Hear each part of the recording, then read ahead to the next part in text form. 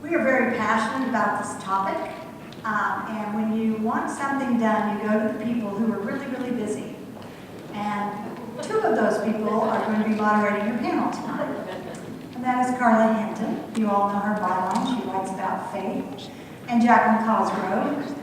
Jacqueline, are you over there? Yes. And Jacqueline writes, she's our health reporter, but Jacqueline kind of took on the charge of raising the level of awareness on mental health.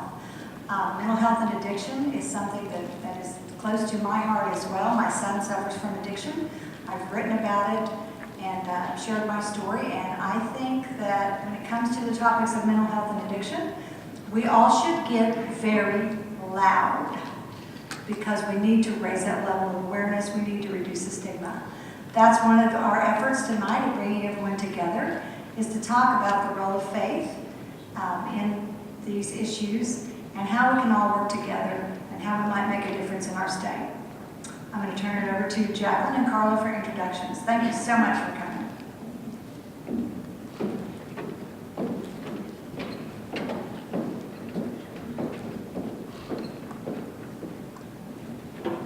All right, thank you guys for being here. As Kelly said, my name is Jacqueline Cosgrove. I'm the health reporter at the Oklahoman. And I'm Carla Hinton, obviously shorter. Jacqueline. I write about the faith community and spirituality in Oklahoma. As you can see from our board, our hashtag for tonight, in case you're tweeting, is #FaithOK. We appreciate any tweets you share. And also you'll see a Facebook group that I moderate called Oklahoma's Addiction and Mental Health Community. We have ongoing discussions in there about mental health and addiction, and we would love to have you. Also, if you have a question, the question cards are on your table, and just don't be shy, hold that up, and one of our volunteers will happily take that from you, and we'll get your question asked. So let's get introductions from our panelists, starting with Ron. My name is Ron Vaughn. I'm an LPC, LMNT, here in the state of Oklahoma, and I have the blessing of heading Life Care, Crossings Community Church's ministry for counseling, support, and recovery. It's an awesome opportunity that we get to do week in and week out. This church very much believes in emotional wellness and puts their money where their convictions are. And so I've been here about 10 years serving in that capacity. Have a staff around here of about 5 folk, plus a lot of volunteers, and we want to welcome you and consider it a privilege to host you all tonight. My name is Mike Rose. I'm the Executive Director of Mental Health Association, Oklahoma. We were formerly the Mental Health Association in Tulsa for 59 years. I've been the director there 21 years, but a little over a year ago we became a statewide organization and have a relatively small footprint here in this area, but we're growing and meeting new people and friends, and we're really honored to be here tonight with you all. And faith, connections to faith and mental health are very important to us, and so we're, like I said, we're really honored to be here tonight. Thank you. Good evening. My name is Iman Inchasi. I am an imam. I am AM, which makes it very confusing because my name is Iman. I am AD. So most of the time, I am the imam of the Islamic Society of Greater Oklahoma City. I have within my congregation 72 ethnicity from around the world. Some of these ethnicities are within me. So my father is Egyptian, my mother is Syrian. I was born in Lebanon. I was actually Palestinian. I'm also an Arab. If you don't feel that's bad enough, I married a Hispanic Native American. And my kids are very confused. And if you don't feel that's bad enough, I also drive a Prius. Can I change seats? That was a joke. Big jokes when people don't know me. My name is Abby Jacobson. I'm the rabbi of Emmanuel Synagogue. That's one of the three synagogues in the Oklahoma City Metroplex, and one of the 7 in the state. If you've never met a female rabbi before, that's okay. I'm the first one in the state. I'm now not the only one.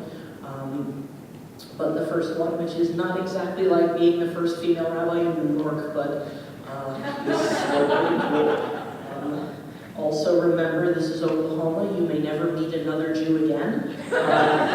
So I'm delighted to allow you to take advantage of that in case you have any questions or things of that nature. And we're the two troublemakers on the panel. And I usually don't speak on panels unless I get to speak before him because he's too funny. And I'm a lot funnier first than after. But I'm trying to make it hard because we went the wrong order this time. Don Wolf, pastor at St. Eugene and here in Oklahoma City on Hefner Road, originally from Wheatland, Oklahoma. Been ordained 33 and a half years, and all of my parishes have included a large section of the Hispanic population, so deeply involved in that community here in Oklahoma. Great, we want to thank our panelists with a round of applause, if you don't mind. Let's start it out.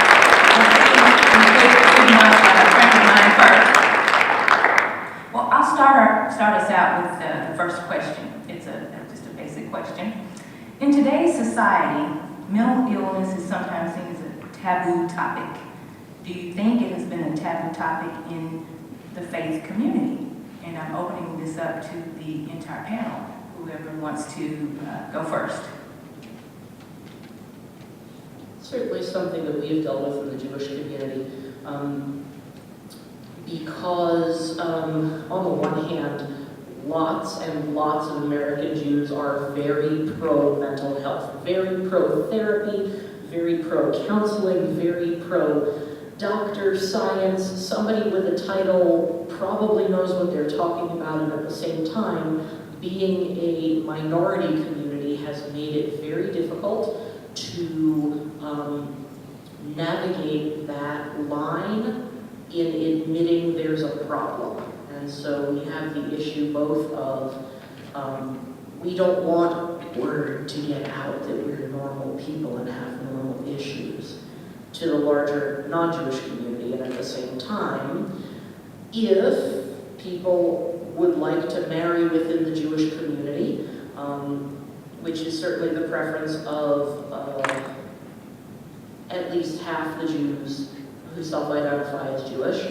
That makes the marriage population really small, and then that becomes something that we talk about in hushed voices, like when people have cancer, or when they have an ethnicity, or we talk about religion, because we don't want to call too much attention to it in case it might diminish us in the marriage pool. That has been something that our community has been dealing with internally in terms of we were all really pro-therapy and really pro-counseling and really pro-doctors and all those great things, and let's turn that into a more public conversation rather than one of those things we whisper about in restaurants. Historically, the evangelical community has approached mental health with a good bit of stigma, regrettably.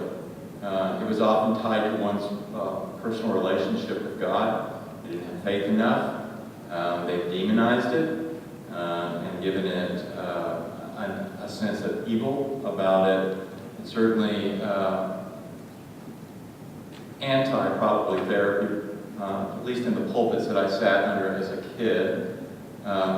It just needed more faith, more prayer, trusting God more. For these bad things, for this depression, whatever, to dissipate. And so I think that that stigma certainly hasn't helped folks step forward when they were suffering emotional issues, addiction issues. And so I think that historically, that being the legacy, we've been given quite an opportunity to speak back at that and saying that mental illness, emotional issue, addiction, has a place in the faith community. In fact, we believe that in the faith community, that's where that kind of healing is going to be best supported. And so we try to destigmatize and bring it forward so that there's a level of comfort. Maybe it's too strong to say we try to normalize it. But certainly we have a legacy that we are fighting against as evangelicals.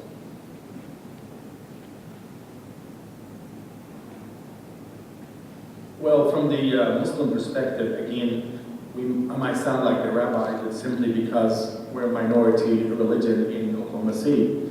But with 72 ethnicity within the mosque, theologically or Islamically, there's no stigma. Actually, there is those rewards are mentioned in the scripture for those people who take care of those people who are mentally ill. And the prophet would promise a high place of paradise for those people who actually attend to somebody who has a mental illness. However, culturally, with 72 ethnicity, you would see quite a bit. From the Middle East, in perspective, for instance, there's something called family name.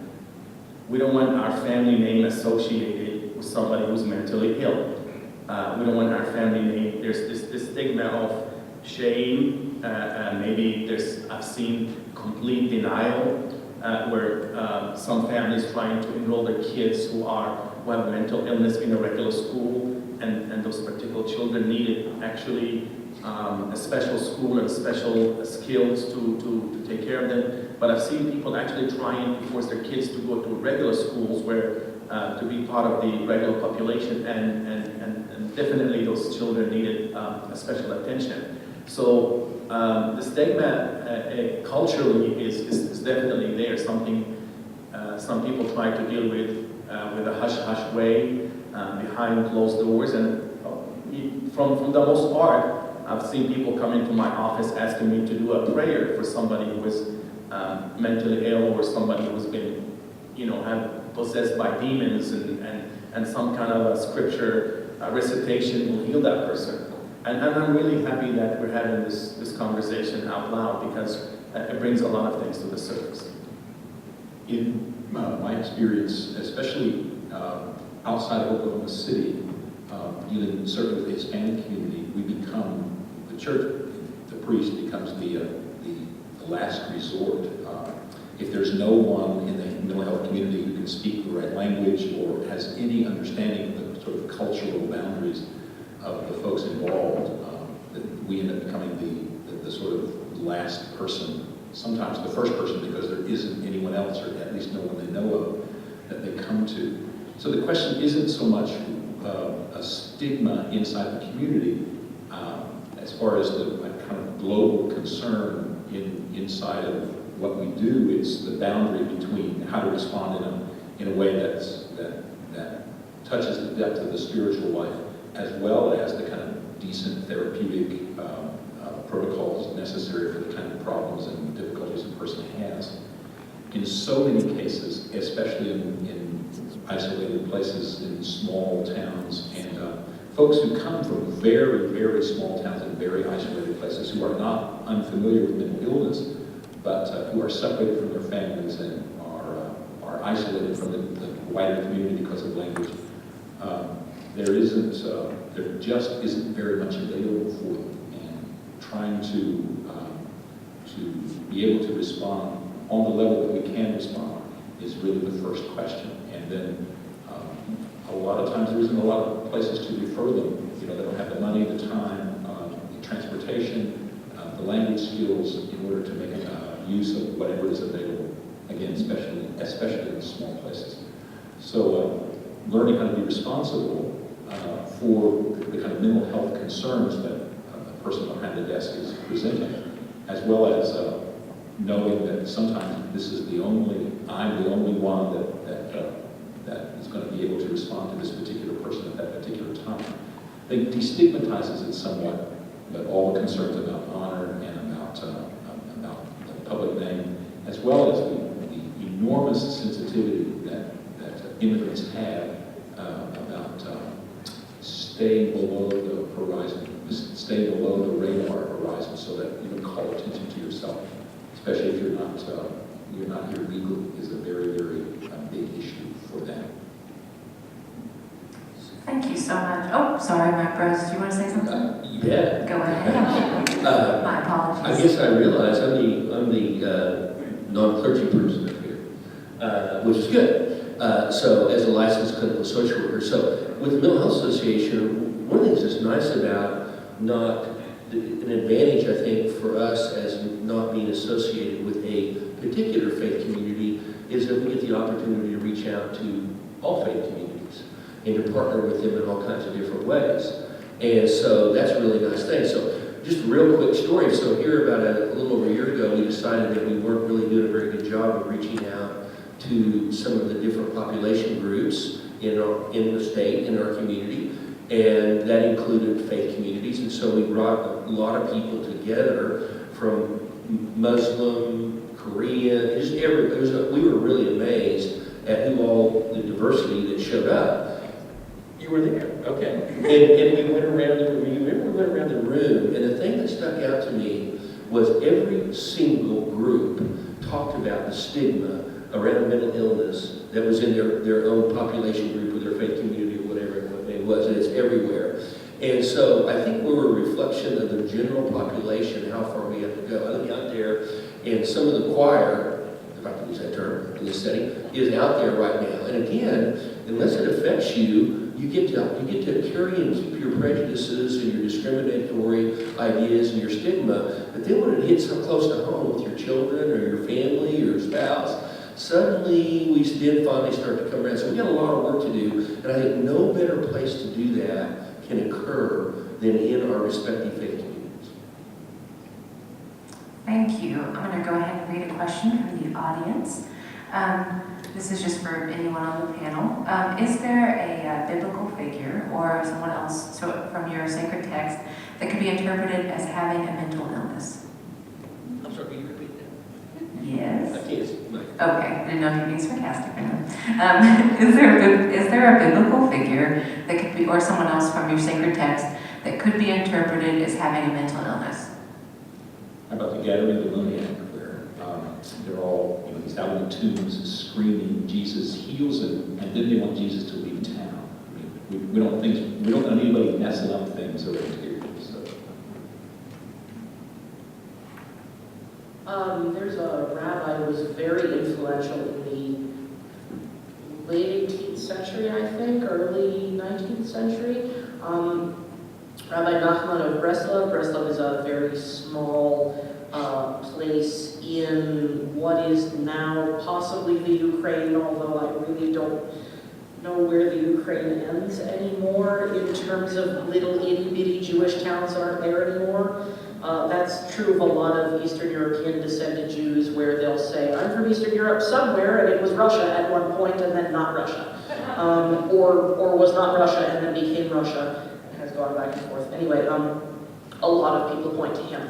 He is really a figure that, from everything we know about him, probably struggled with bipolar disorder, and in obviously way too early to be diagnosed, but really talked about his life as a series of highs and lows, and how he was very honest about his own personal struggle. And when people get the title Rebbe, like R-E-B-B-E, as opposed to Rabbi, R-A-B-B-I, it means that they are a leader in a community specifically because of their spirituality and not because they have a formal title or because they occupy the sort of formal pastoral job of rabbi. And he was very honest about his struggles and about what got him through. He came up with a sort of a spiritual health plan for helping to get himself through that talked about routines of prayer and the point at which communion with nature, time to be by yourself versus time to reach out in the community, use of finding other people who have gone through what you went through and then hearing their stories and allowing their stories to inspire you, and then ultimately, when you're able to come out of it, turning outward with acts of loving kindness. I refer people to him and to his steps a lot, sort of as I don't know, spiritual first aid measure, because it always helps. And, for people who are able to do that. And he's really, What's the rabbi's name? Nachman, Nachman, although the in English isn't really there. So it would be however you want to spell it. It is, yeah. I'm sorry, we only have one kind of. And of Breslov, which is generally spelled either Breslov or Bratislov, depending on whether you use the Russian name or the Ukrainian name. That's somebody that I look to a lot and refer people to a lot.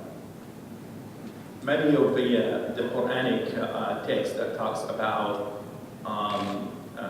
mental illness goes around a couple of companions of the Prophet, peace be upon him, who had actually had mental illness. And as in 7th century society where people pointed the finger at them and mocked them, the Prophet makes a very profound statement. He said, are you mocking the merchandise, or are you mocking the manufacturer? Basically, when you make fun at somebody of God's creation, you're actually making fun at God himself. At the same time, you would see it's a form of worship to take care of somebody who's mentally ill, and that's why the Prophet would make it very clear that me and the person who take care of those particular individual will be like this in paradise, and he would point to his two fingers. You would see as early as 7th century, late 7th century, early 8th century, the first hospital in Baghdad, the House of Wisdom, had the first mental health hospital in the world. And that is an endowment that was made out of Islamic endowments out of mosques and so on. So you would see the profound statements in the scripture, the profound statement of the Prophet of taking people who have mental illness to the point where even serving them and healing them is part of divine decree. As I read the Christian Bible, all through both the Old and New Testament is references to peace. And I think that sometimes we have different connotations that we lay on that, but I think we could argue that these are references to peace of mind and peace of spirit and wholeness. And so there's all kinds of references to that. And I think it's a way that we can apply that to what we're talking about as we read those scriptures. I think as I look at King Saul, you see this depression, but I think there's also some sort of bipolar piece to that, just the intensity of anger that Scripture, the Old Testament demonstrates. I think that David struggles, and the Psalms reveal the struggle that he has with depressive episodes, sometimes situationally related and other times perhaps not.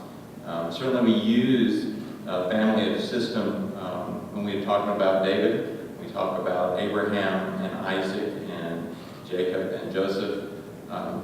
That's a rich study of family origin issues that are intergenerational. So we find the mental health issue very available in the canon. I think of the woman at the well who said, Jesus confronts and says, you've been married 5 times, and the guy you're living with now is not your husband, which for that time in that culture was quite phenomenal. So those are things that we find in our counseling and working with those that we get to sit with. That the Bible is replenished with a lot of examples of people who struggle emotionally, struggle relationally, and look to God to find that peace that we were just referencing. This is another question from our audience. Do you believe in spiritual healing of physical brain disorders such as OCD and anxiety through counseling? This is reading, discerning, discussion groups. That and Prozac.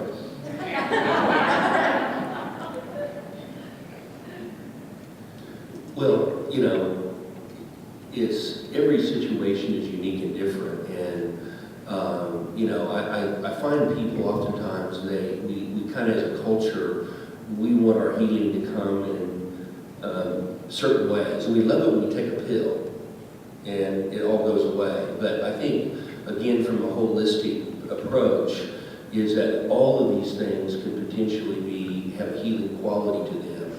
And many times it's not any one, but it's a combination of things. And certainly all the things that you mentioned, certainly also the pastor here, medication, also can play a very, very important role. And I don't know, I think all healing is from God, and in God, you know, healing comes in lots of different ways. And, you know, I hate to ever limit anybody or limit what might be available. And ultimately it's about, for, you know, our code of ethic, you know, ultimately about do no harm. And so that's always an important thing to also keep in mind as we look at different sources of potential healing that might be available to people. I think there's, go ahead. I think there's also, speaking of the kind of communal response, that we become very uncomfortable with people who aren't intact and whole. We become really anxious and full of anxiety about their difficulties. And so what we want is a pill or a prayer or some kind of spontaneous combustion so that their problem goes away, so we don't have to deal with it. As much as that this person has peace and is you know, able to become productive and doesn't suffer or labor under the difficulties that they have. I think sometimes that it would be productive for us to acknowledge that the presence of one who's broken in our midst or has difficulty is the opportunity for us to be healed in the hand that we offer them, or the kind of therapy or procedure or process that we go through to try to bring them to wholeness. It brings the community to wholeness as well. And sometimes we are as reluctant to accomplish that as a person and their illness is as reluctant to embrace the difficult things they have to go through to become whole as well. A broken person is a reflection of a broken community, and whether that's the stew pot of chemicals in their heads or the kind of difficulties in their souls that they labor with, it affects all of us, it touches every part of our community, and healing is a healing of the whole community, not just of one sole person or one set of problems.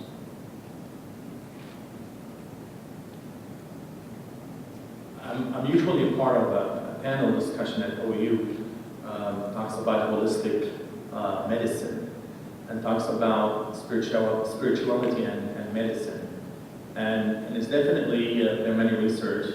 I'm not the kind of guy who brings science and spirituality together. You know, it's been, this model has been all over the place. But for the most part, there is a power to prayer. As he was speaking about peace, the internal peace that somebody might attain through their spiritual experience. At the same time, it is very vivid in the scripture that God had created diseases and God had created medicines.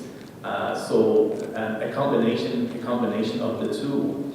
In particular, let me take it a different way. Sometimes people come look at a rabbi or an imam and say, can you diagnose our child? Or can you diagnose my mother, so on and so forth. We're not trained, I'm not trained. I'm not a trained person to really deal with those issues. For the most part, we have psychiatrists, we have psychologists, and we have other people in the community might come and look at that particular person and see where things have gone wrong. Medicine and spirituality, I think, go hand in hand for a balanced person in order to have a holistic body, soul, and heart medicine.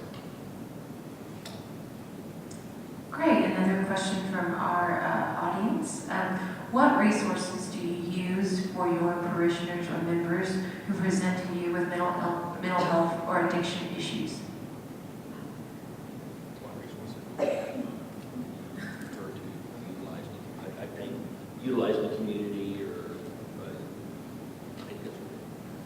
We have both internal resource and a network of external resources that we utilize. We keep we've got CR, which is Celebrate Recovery, which is a 12-step. We also have traditional 12 steps that lead higher power unidentified. We host those groups. Mommy has a place here.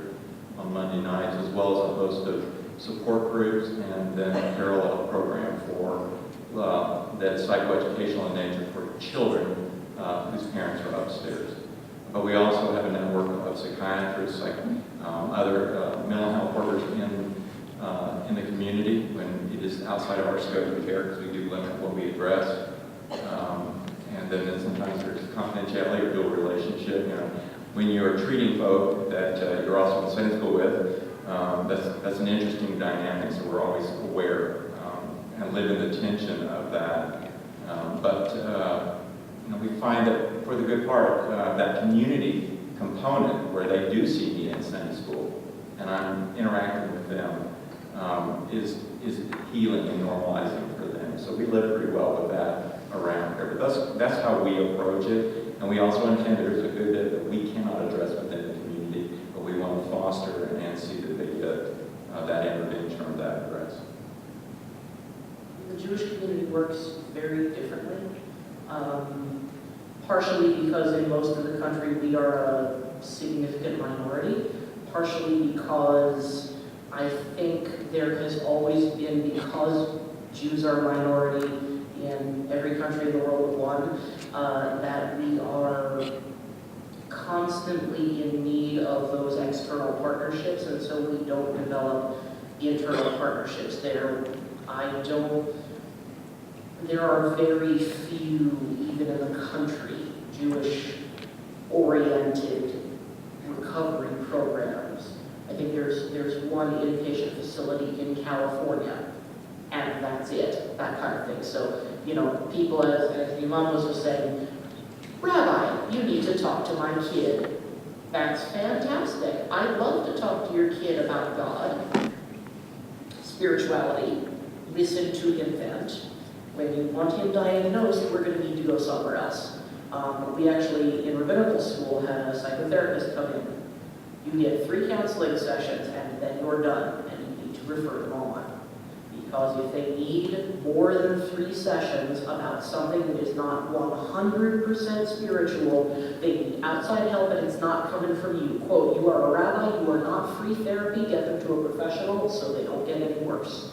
So we are very strong in our outside partnerships. One of the other things we do call on, though, is people in our community who are going through those things, and some of those people, particularly in the addiction recovery areas, have made themselves known to me and have said, you know, I can be a resource for you, or I can be a resource for somebody else if you think there's somebody in the community. I do have a couple of people who are just lay members who have walked it themselves. You know, they come to me every year to show me their new sobriety point and all of that, and then they say, you know, if there's anybody, I want you to know you can always send them to me. That's been a godsend. And other than that, it has been, you know, let me try to help you feel comfortable navigating that system. And, you know, there have been people who took me to therapy with them. They felt they needed a spiritual component to their healing, and their therapist, counselor, psychologist was not able to provide that for them, being from a different religion. And so, you know, I went to therapy with them for a little while, and we talked about it. But, you know, we really try to rely very heavily on those external partnerships, and really in encouraging people that part of their recovery is going to be outside the Jewish community, which generally, once I remind them that I am not trained in this sort of thing, is not such a hard sell, and otherwise I point out to them that biblically you're supposed to bring certain kinds of rashes to the high priest, and to remind them that if I have a rash, I'm going to a doctor and not going to someone descended from the high priest. So, you know, I did scare a rabbi when I was in rabbinical school, and I walked up to him and I said, I know you're a Kohen, which means share a direct male descendancy from Aaron. And I said, actually, I have this rash I'd like you to look at. He said, you're not serious, are you? No, that was a joke. No, we haven't crossed that line. No, that was a joke. Sure. In the different parishes I've been in, was put together a list of some of the local resources available. And, you know, it doesn't take long before you find out, you know, some may be better than others, just in the normal scope of things. Here in Oklahoma City, we have the advantage of being able to send, especially the folks who are Spanish speaking, to Catholic Charities, who has a staff of folks who are able to accommodate their needs. It is a very grave concern, again, in some of the remote places, and especially the places I know in the western part of the state, where folks who don't speak English have a hard time getting the help that they need. And sometimes, you know, I've never claimed or ever wanted to be any kind of doctor, so I don't, you know, we just do the best we can, and try to get them up to Oklahoma City to see some of the folks that are here, but sometimes that's about all we can do. I might add one more piece. So since my congregation is probably 50% of them are newly immigrants, there are different norms. Now we are encouraging the young graduate to go to become psychiatrists. I've often get phone calls from actually psychiatrists saying, well, trying to deal with this person is also, we have language barriers, we have cultural norms barriers. I often tell, you know, for me as a Middle Eastern man, when my son looks me in the eye, that's a challenge. So we often tell my son, never look me in the eye, look down when you talk to your father out of respect. Whereas his mother said, why are you not looking me in the eye? Look me in the eye when I talk to you. That's a sign of disrespect. So you see those kind of norms sometimes playing when somebody from a different country, different culture, going to a psychiatrist, and often get phone calls that this person is, you know, having odd behavior. I think I spoke to the Daily Oklahoman about a person at a mental institution that was praying one day. He was just simply praying. Actually, I was praying in the hall, and a couple of the workers walked in and was just freaked out, saw me praying. But part of our prayer is kneeling on prostration and to speak loudly in Arabic. And that particular person was actually praying in a mental institution, and it communicated to the staff that he was a danger for himself and a danger for the people around him. So I came and saw the guy was in a straitjacket at one point. So anytime we're dealing with cultural norms and language norms, and sometimes we have now actually 3 Muslim psychiatrists that actually understand the norms that we normally refer our congregation to.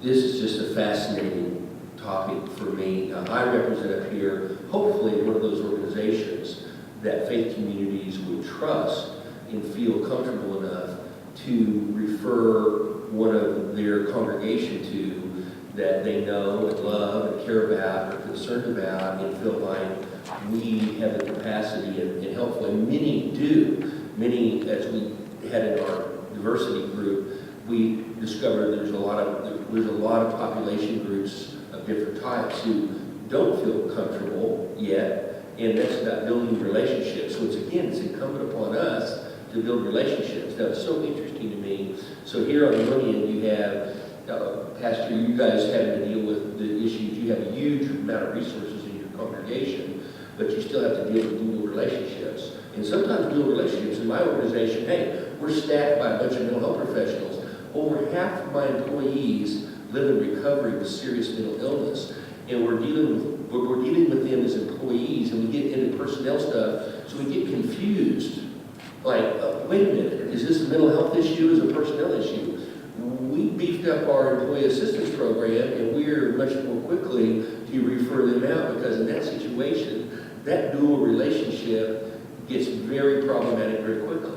On the other hand, you know, I have many, many friends in Tulsa in the Jewish community. You call me, turn to me, Mike, can you get us connected, what have you. And then again, the cultural competence. It's so important to us as mental health professionals to really grow in our cultural competence. So when we run into a situation like that, we don't misinterpret something that can be very normal, very culturally acceptable within the norms, in that it's easy to us to misinterpret something in an inappropriate way and to misdiagnose or misinterpret in a way. And these are all really fascinating issues. And so it's so important for us, I'm talking about us, the mental health community, that we got to reach out and build those relationships so the faith communities feel comfortable and familiar with us. And they can pick up the phone, they can call us and ask for help. And because those are their people, and they're going to trust someone in need to us, well, we better have that. And it's sometimes they would just refer. I don't refer just to somebody's name. I don't do that. I refer to people I know and I trust. So when I need referrals, this is a big deal. I'm still here. Okay. Thank you guys so much. As a side note, you can keep submitting questions, and you don't have to put your name to submit a question, just so you know, in case that's holding anybody back. This question's from the audience, and I'm going to add a little bit to it. Do you correlate mental illness with sin? And also with that, how do you view suicide in your faith community? And how does that correlate with the conversations you have with your congregation members about suicide? In my mother's hometown, there was a parish cemetery. Just on the other side of the barbed wire that surrounded the cemetery, there was a grave. Of course, always attracted our attention. So we always asked my mother, what is that grave outside of the cemetery? And they said, well, that's a person who committed suicide, not buried in consecrated ground. About 20 years ago, they had to expand the cemetery, so they just moved the wire to include this person now in that person's grave, which seems to be a kind of analog of the expanded understanding of what goes on inside of a person, with our understanding of the stew pot of chemicals in your head and the kind of influences that a person, that acts upon a person. We have a much lower standard of understanding about what an act of will really becomes. And I've known several people who have committed suicide, and I am certain that if somewhere, in the process of them, one guy I remember walked out of work, got into his pickup, drove off to an isolated spot and shot himself. Somebody on the way out of the parking lot had somehow intercepted him and said something like, let's go to the park. He would never have done that. It was a moment, just a moment. And so, to take your own life is certainly a sin against the gift of your life, whose author is God. At the same time, the sense of desperation, the state that we get ourselves into, and the kind of forces that act on us to diminish our will are all certainly factors about what happens when a person commits suicide. So I think we're a lot less confident about the state of a person's soul when it comes to deciding what the moral gravity of that act is. Now, when you talk about sin, you have to distinguish between sin as far as the act that I choose and that I engage in as an act of as a supreme act of will, and then the kind of stain on the community, or that the disorder that I contribute to as far as my decisions and my actions go. And so, as I said before, I think mental illness sometimes is an expression of the brokenness of the entire community, and not simply the fact that something inside's gone a little wrong, or one of the cogs somehow has gotten bent out of shape. And I think to that extent, that disorder in a person's life often becomes a reflective reminder of the disorder in the larger community. And I think it's perfectly appropriate to describe that as the kind of disorder in the world, which is the sin that exists in the world. But to the extent that there's this kind of brokenness in us that diminishes our capacity, that lessens our will, and that many times we're not consciously or even purposely a part of, is certainly not a kind of personal sinfulness. Jewish tradition has a very different relationship with the concept of sin, transgression, missteps, and mistakes. There is no discussion in any of our traditional texts that would link mental illness or mental difficulties with sin or transgression. Jumping on to suicide, in the Talmud, which is our largest collection of the oral tradition, which was composed between the about 200 and about 700, the year 200 and the year 700. Suicide is described in two ways. There's suicide when you know what you're doing and suicide when you don't know what you're doing. Suicide when you don't know what you're doing, the text specifically calls out something bad happened in your life. You have a physical illness. You are having an episode of mental illness. You've just experienced a loss. You've lost your job. It goes on at some length listing these different things that happen, as opposed to a person who doesn't have any of those things going on, who kills themselves. Having said that, there are many times in Jewish text where something will be brought up, a case that's completely impossible to be brought up as a sort of a foil for something, where maybe it's what people were expecting to hear is brought up as a foil for what people actually need to hear. I don't think, given, as the Father said, what we know, I'm not sure there is ever such a case where you commit suicide without an extenuating circumstance, either an external situation or an internal medical, mental health issue. Given that, our sacred texts say, do not bury a suicide in the Jewish cemetery if they are a suicide that knew what they were doing. A person committed suicide without extenuating circumstances. I was taught to, if ever, God forbid, I were to have to officiate at such a funeral, the advice I was given was to begin the funeral with, this was not a suicide. Because it's never going to be, I think I'd like to have a donut for breakfast and then I'm going to cut my wrists.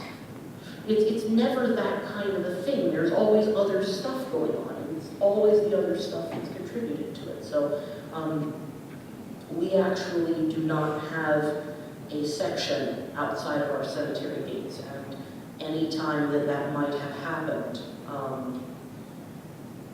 the rabbi has always reminded everybody that you can't commit suicide when you're on drugs. You can't commit suicide when you're in the depths of depression. Jewishly, that's not possible. So when I teach, I will teach the former. I will teach suicides can't be buried in a Jewish cemetery, and a person who knowingly takes their own life and makes that knowing choice is doing something terribly wrong.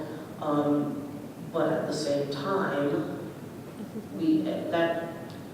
that's as a personal choice, right? If that has the possibility for somebody to remember that in the middle of the night when they don't think they can reach out to anybody else, and maybe not being able to be buried in the family plot with great-great-grandma and great-great-grandpa might sway them a little bit, I'm willing to use that coin if I've got it. But at the same time, when someone asks about suicide of a family member or suicide of a friend, there is no such thing as suicide. It is not taking your own life because you decided to have something, you decided that was what you were going to do today. We do not bury people outside of the cemetery, and we are, and scientific evidence is mounting that is probably the only way we will ever see it.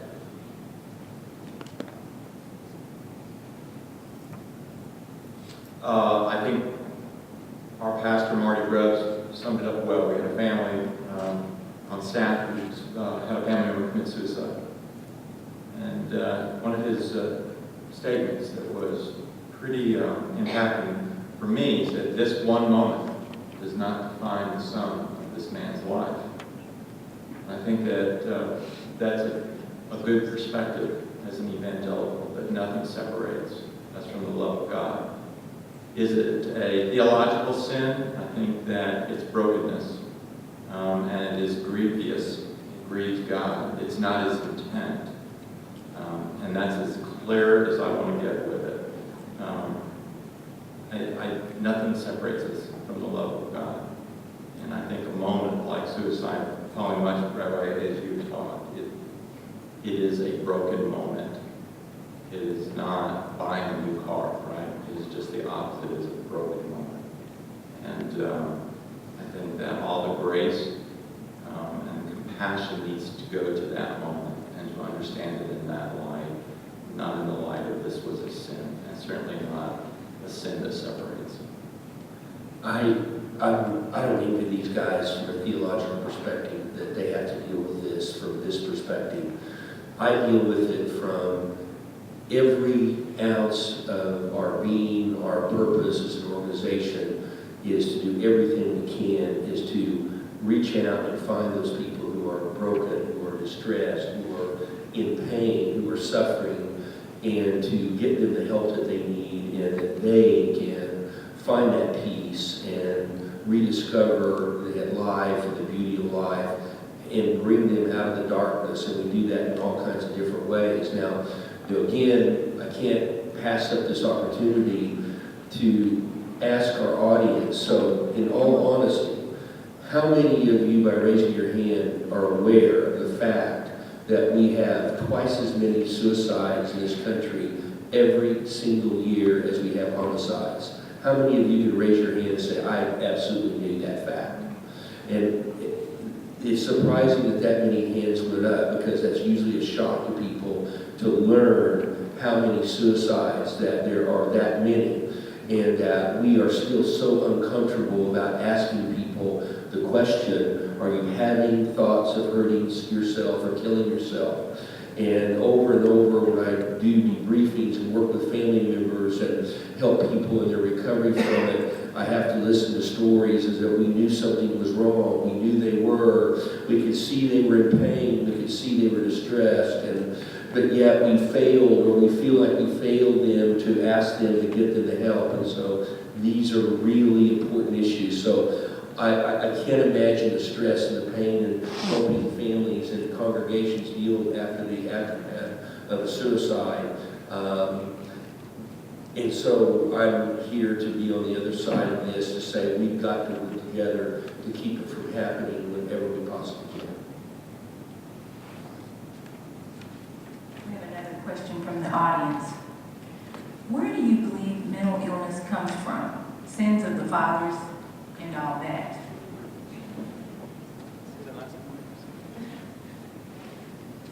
Sins of the fathers and all that. Say that one more time. I need to hear that question one more time. Where do you believe mental illness comes from? Sins of the fathers and all that.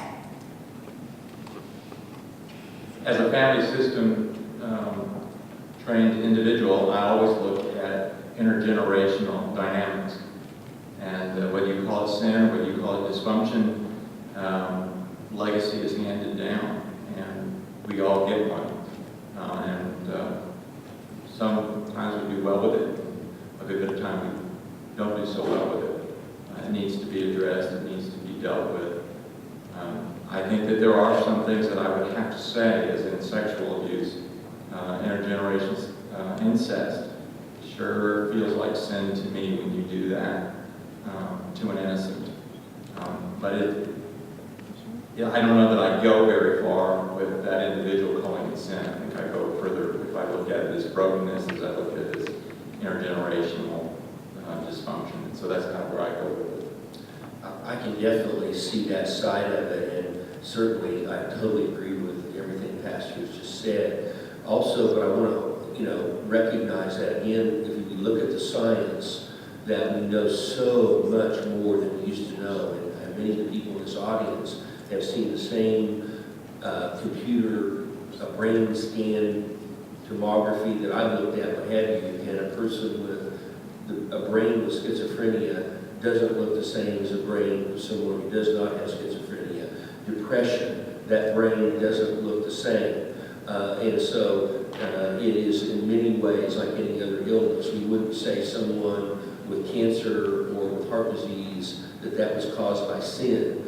We would recognize that it's an illness of the brain, that it affects the brain in many instances. That's not to discount what was just said. It comes in different shapes and sizes, and its etiology is in different places, but I think it's important that we educate our public about this is an illness like any other illness in many, many instances. Sorry, we have several audience questions left. We're going to keep on rocking and rolling. When helping a congregation member with severe mental illness, how far does grace and mercy extend? When do you make the decision to draw boundaries, and how do you do so? Well, grace and mercy extends, infinitely. The difficulty, of course, is what a person can receive, and most of the time, many times, the boundaries to that are the obstacle inside the person, and that's where you end up running right into their own difficulty, their own dysfunction.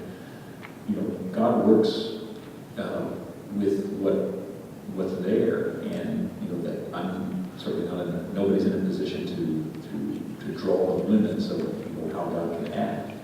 But most of us have the difficulty that we impose on ourselves, or that our own situation or difficulties or brokenness or illness limits us. And so that's where the insights of good clinical understanding and the therapies available become so important to make that person available. I want to say it, make that person available to himself, where the fullness of life is available to that person, so that they can overcome the limitations inside. Every person in the world has the potential to run a marathon, but not everybody can without doing some work ahead of time. And some people, because of their own brokenness, aren't able to. But the potential is for every person. So, analogically, grace is available to everyone. Now, not everybody's quite in the shape that they have to be in order to be able to receive that. God can move anybody, but sometimes we also have to accept the responsibility that we have to move our obstacles out of the way, or find a way for them to get moved out of the way, for our potential to be read.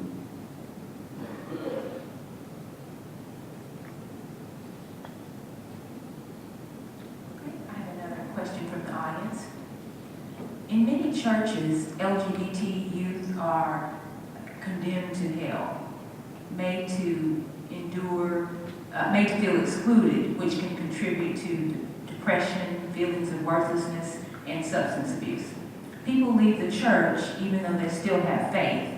Is it just up to the person to develop their own relationship with God, learning to trust their own hearts about their worthiness, or whether or not they're going to heaven?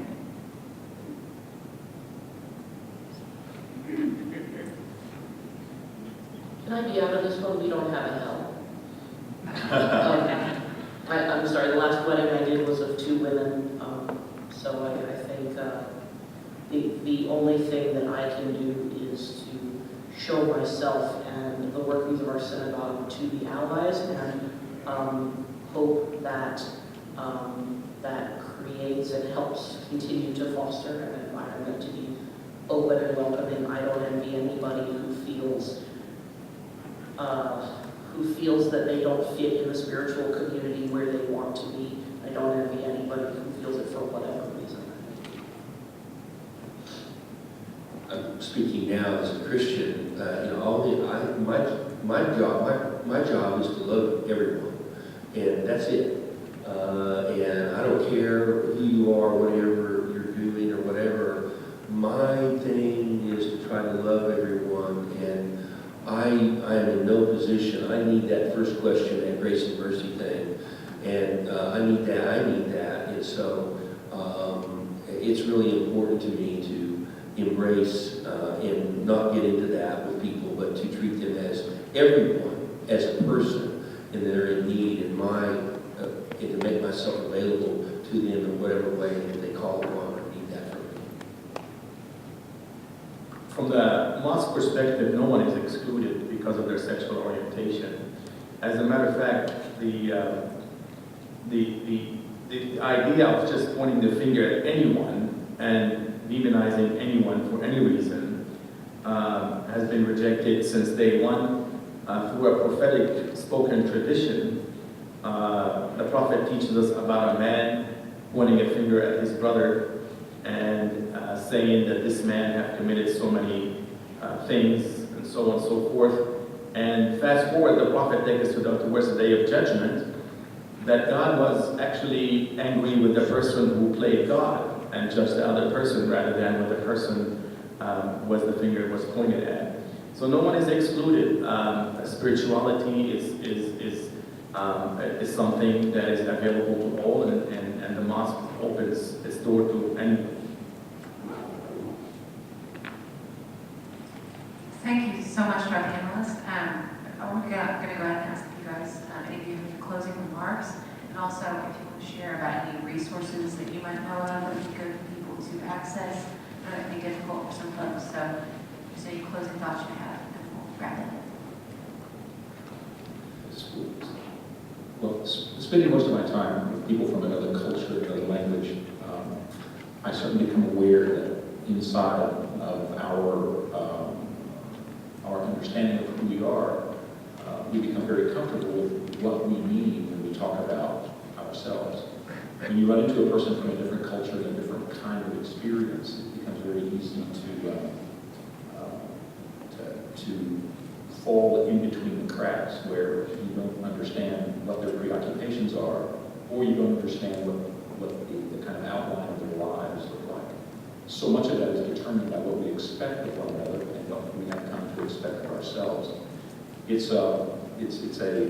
seems to be a really difficult element, especially dealing with first-generation immigrant folks, that they don't fit in a way that sometimes makes us very comfortable, and sometimes a growing sensitivity about that, especially in the willingness to be surprised, because we generally have this sort of understanding of what those people are like, but oftentimes we don't know some of the little things or some of the areas that it's just never occurred to us there might be a different way of experiencing that or looking at that.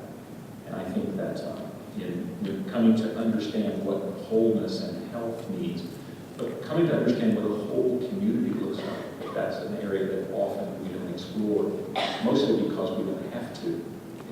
That's their problem, but something that I think is important to at least understand as an element of human experience.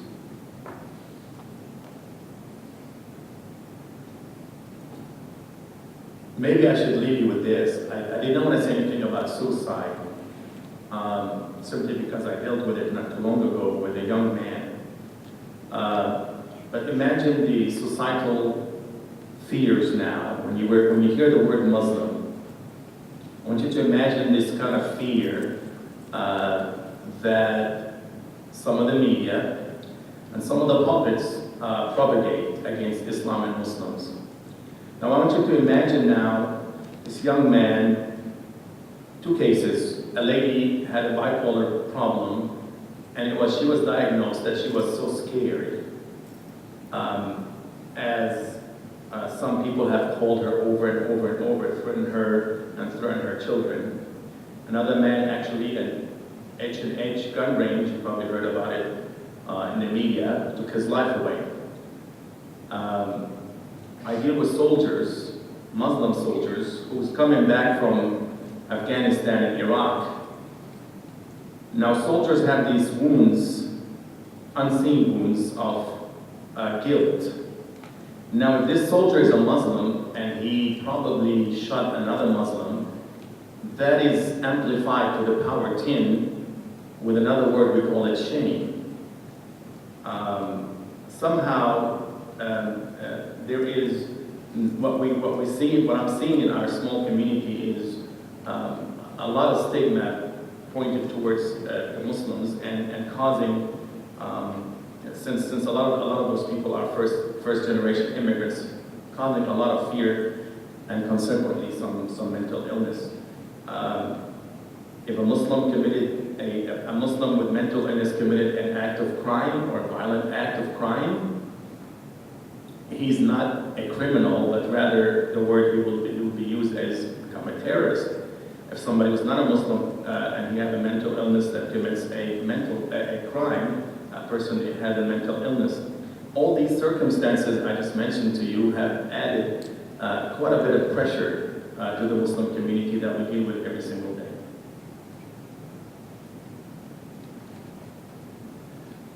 Yeah, I had a professor in graduate school, and he said, I'm not near as amazed in awe of how different, unique we all are.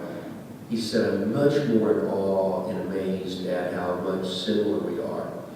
And when you think about it now, guys, there's a bunch of diversity up here at this podium. I don't know if you noticed that. But listen to the commonality of our talk or the comments or what have you. We have so much in common around these issues, our spiritual positions and our theology, but also our interest and care and love for people who, in our congregations or in our community, who are affected by mental illness in some way, shape, or form. And I'm just honored to be up here with you guys. I didn't know any of you tonight. So it's a real honor, and I just am amazed at how diverse we are, but how much all really the same we really are. I'm sitting here going, how can I top or say anything that hasn't already been said? I'm just mindful, probably from what you just said, our Creator made us marvelously. And I believe in that marvelous creation is a marvelous love that desires wholeness for each of us. And it's our privilege in what we get to do here is to promote that wholeness. We understand that some of the brokenness we see, sometimes it's like an amputated leg. It's not going to spontaneously regenerate. I never saw Jesus in any of the four Gospels touch and spontaneously regenerate something that was amputated. And life has a way of amputating pieces of our soul. And I think part of what we get to do is extend God's grace in such a way to say, that's amputated, and it probably isn't going to regrow or regenerate in quite the way you would hope or want. And certainly not what God originally desired, but He is willing to walk with you and make your life have meaning. And part of that is what I get to do as I sit with you. It's what this community here gets to do as we surround you. And that, to me, is exciting. This is the best gig anybody could ever have, and what I get to do. And I think it's because I get to take faith and clinical awareness and see the Holy Spirit bring all that together and walk with people. So, blessing. Well, audience members, let's thank our panelists for coming.